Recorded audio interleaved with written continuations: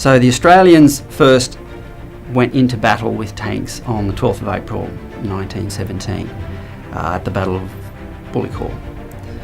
There were 3 operations that were undertaken that day in the area, and the Bullecourt battle was the only one involving Australians, and it was the southernmost of the 3 actions.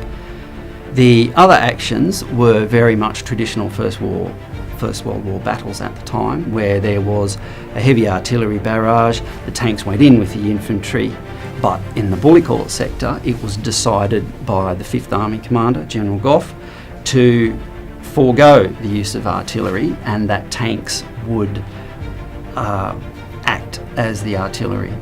It didn't work.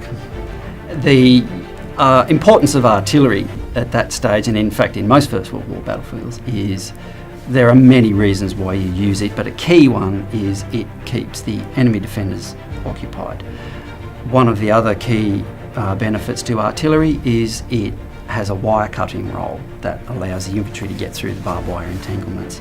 So the fact that they didn't have that at First Bullecourt meant that the tanks were supposed to not only cut swathes, cut gaps for the infantry through the barbed wire, they're also meant to be able to deal with the German artillery.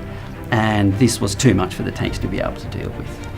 So the idea of the tanks being an element of surprise is a very sound one, but it didn't really work because they're not fast, they're very noisy, and so as they came up to their jumping off points, to their starting points for the battle, the Germans could hear them. So there was actually no real element of surprise on that day.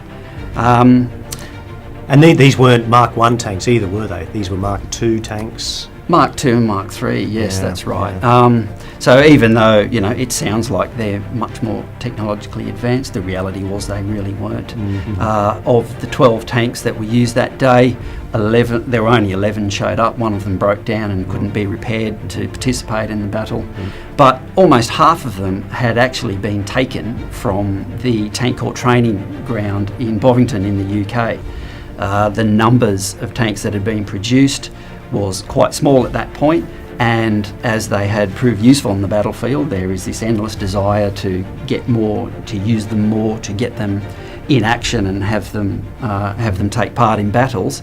But the production targets were kind of not being met in the rates that were needed at that time. So they literally stripped all, bar one, I think, of the tanks out of the training corps. And so even though they were the right shape, they were not as strong even as the battle tanks. Just had boilerplate armour rather than armoured plates. Yeah, that's right, rather than the armoured plate. So they were kind of behind the 8 ball from the start.